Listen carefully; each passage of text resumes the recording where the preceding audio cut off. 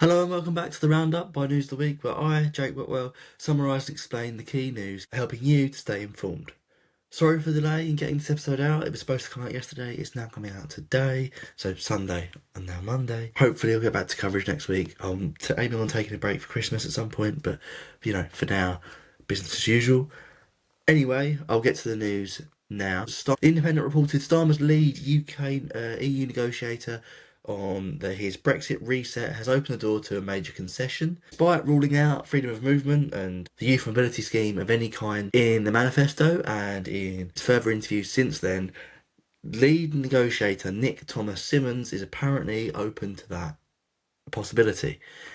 So what's happened is he was pressed on his priorities. They were defence, trade and policy cooperation. And then he was asked about youth mobility. He then replied saying it was a matter for the EU and that they would consider the EU's proposals. And then the Independent is saying that that statement is a hint that Labour could be open to redoing youth mobility or freedom of movement in some way, shape or form. The Independent also covered the Tragos Islands deal and the relationship with Trump and America in that deal, because obviously it's a UK-US base and so far, right now, a UK territory. A member of Trump's team has told The Independent that it was that the issue over the deal was a high priority for them and possibly even a day one priority for them.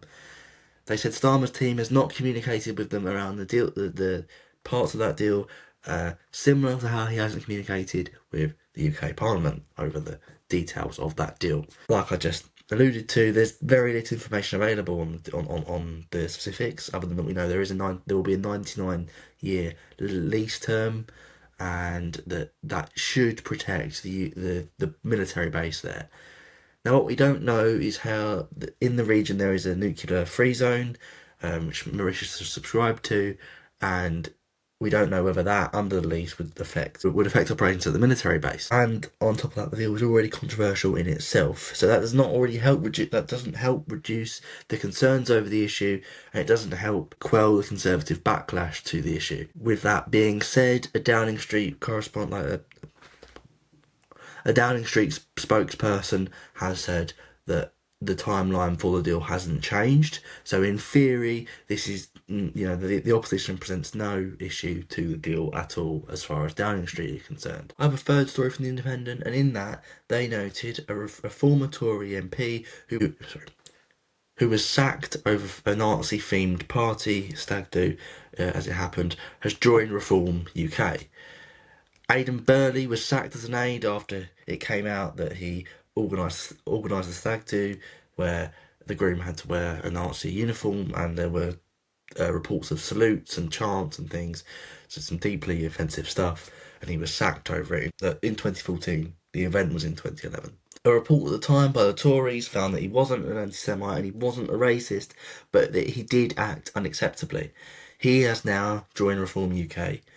To make it worse, there are other other joinees to Reform UK recently, like Ian Gribben, who stood for them at the election, who also flirt with that sort of far right area. Gribben himself said that Britain would have been better off had it signed a deal with Hitler in World War II instead of fighting him, and that we would be in a better state now if we had done. He also criticised Churchill, the role of women in society, and the idea of women in the military. Despite this, and amongst a flurry of MPs joining Reform UK, Farage has said that it represents a death to the Conservative Party by 1,000 defections. Now, I also got some stories from the Telegraph this week. In one, Labour ministers spent, in one it was reported that Labour ministers spent £130,000 on redecorating their offices, despite there being a crackdown on government waste. Of this £130,000, notable costs, or the bigger ones, were £43,000 from Ed Miliband's office and £34,000 from Deputy MP Angela Rayner's department. Some of the more outlandish elements that were claimed as redevelopments were expenses on things like freezers, TVs, sofas, expensive coaster. This coming after Reeves has announced her 5% cuts. I mean, this isn't good. It looks quite hypocritical and it looks pretty wrong. How are you supposed to find 5% in savings when ministers are spending hundreds of thousands of pounds on redevelopments and renovations, which may or may not be necessary, considering departments have been working for so and so many years without those redevelopments. So, understandably, there's been a backlash from Tory opposition in Parliament, with Sir Ashley Fox saying it's a shame the Chancellor didn't use her iron fist, which she said she was going to tackle government waste with before they spent this money. He also called Keir Starmer free gear Keir, saying that he's implemented a culture from the top where government ministers do not care about saving money, they only care about spending it on themselves. That might be a bit dramatic, but the sentiment is evident. You be the judge of that, though. Britain's first carbon capture plant has been signed off after 20 years of delays. Ed Miliband, who we just talked about, has announced that a carbon capture facility on Teesside, it is due to start construction next year, will become operational in 2028 and will facilitate 2,000 jobs. Starmer pitched this as proof that the UK is committed to future technology, but carbon capture has been criticised by campaigners and by experts over the cost of it related to the proposed benefit of it. Now, first of all, it hasn't been tested on the scale that it's been proposed, so we don't know how accurate the measurements are, as in the benefits will be. What we do know is that it is it's allegedly going to cost a lot more than what they're saying currently. So we'll see how that unfolds. Sorry. The Telegraph also detailed Kemi Badenoch has said people who eat lunch or lunch is for wimps. The Tory leader said she brings food into the office most days, as that there's often not time for lunch or a lunch break, a designated lunch break where you sort of switch off and go and do what you need to do. She also said that sandwiches aren't real food and that she wouldn't personally touch them. She also said that she wouldn't touch bread if it was moist, so there's some elements of her own personal opinion coming into her recommendations for people that work there. Anyway, I also got two stories from the BBC. The first noted Farage has recruited property tycoon Nick Candy to be the Reform UK treasurer. The self-described, self-made property investing billionaire has been appointed to the treasurer of the party. He reaffirmed his support in Farage, believing he can be the next Prime Minister and believing he can be a Prime Minister to bring real change. He has promised to raise tens of millions of pounds for reform, whilst also bringing a seven-figure donation of his own. The BBC also reported the government has spent £1,200 on new folders for government departments.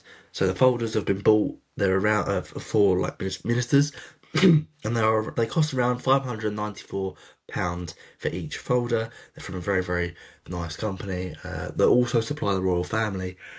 And while it's been suggested they're very, very durable and don't get replaced very often, given the criticism above about spending, well, you could also argue that maybe you shouldn't be spending £594 on what is effectively stationary, but hey ho. The Times reported Angela Rayner is set to allow house building on an area of greenbelt land bigger than Surrey. That's a lot of land. Now, this comes as she's revising planning laws and definitions surrounding what constitutes greenbelt land. It's sort of allowing building on areas of grey belt land or low quality greenbelt land, like disused petrol stations. This should allow 100,000 homes to be built, but it's being panned by campaigners because this risks the sort of border areas of towns, because you can see towns merging onto each other. It also risks the sort of biodiversity, and the whole idea of a greenbelt now is that it's protected land that you can't build on. And what sort of further reforms does that spell? Say they need to find, in the event they need to find more houses in the future. LBC noted James Cleverly has issued a warning to Kemi Badenoch over Nigel Farage's reform. In an interview with LBC where he discussed his own failed leadership campaign, he said that Farage was very, very good at communicating and very, very good at being at amplifying some of the genuine concerns British people are facing. Sort of like immigration, if you like. It's a genuine concern. It's been amplified by Farage's Reform Party, for better or for worse. Now, he said that Badenoch has to do two things. She has to capture that support whilst bringing about a solution which Farage doesn't have to do. And that seems constructive criticism, right? That seems like quite good good advice. Now, why wouldn't he say that in person, in private? Why would he do it in an interview? Because that probably gives him some publicity. So it's probably something. That's probably part of the reason he's done that. 4 News noted the Chancellor has met with her EU counterparts as part of the EU Brexit reset. Now, last week, Rachel Reeves attended a Eurogroup meeting, the first during her chancellorship, and with her being the first chancellor to attend in 8 years. She's attended to foster relations and improve relations with individual ministers, finance ministers from various EU countries, important in preparation for formal negotiations next year. That means that these negotiations weren't formal. Nothing was actually discussed and nothing was actually agreed. It was just a relationship building and morale improving exercise, if you like. Pink News reported Wes Streeting has extended a puberty blocker ban for trans kids. So this is obviously a really contentious issue. I've used Pink News as a sort of yardstick for this. I've then focused reading around it because I know there's certain perspectives that maybe you need that wider reading for. So while this is a Pink News thing, much of the stuff in this next segment has come from Pink News. I've also read around it and got other perspectives, so you don't have to. Right. Now, citing the need to act with care and caution on because of the sensitive case of children, Streeting has espoused the need for evidence-based or evidence-led care. So, because there is a lack of evidence and safety concerns have been raised about puberty blockers for kids, he's extended a ban put in initially by the Conservatives. Alongside this, he's also announced a clinical trial which will allow puberty blockers within those trials. That's not being affected, but that should create or find out whether there is evidence-based uses for puberty blockers. But crucially for right now there isn't, and so they have been banned. The Standard noted Labour has lost a by-election. And finally, the Standard noted Labour has lost a by-election to Reform UK. Now, this isn't actually a by-election as you might know it. You're not recalling your MP and you didn't go out and vote for a new MP. These are local council by-elections, and they're slightly different. Labour has been losing them very, very consistently since July the 4th. They've lost over 26. So some prominent ones are like 23 defeats to the Conservatives, 6 defeats to Reform, 1 to the Lib Dems and 2 to the Greens. I mean, there's some of the bigger ones. In this time in Liverpool, the Reform candidate won 546 votes compared to the 460 votes of the Labour candidate, and this is sort of roughly showing the national split, as polls are predicting support for Labour to be around 26%, support for Reform to be around 25%, and support for the Conservatives to be around 23%. So there's 3 big chunks of support there. Anyway, that concludes the news I got for this week, or the news that I've wrote down. Sorry for the delay again. It will be back next week. Cheers, stay safe, have a good week.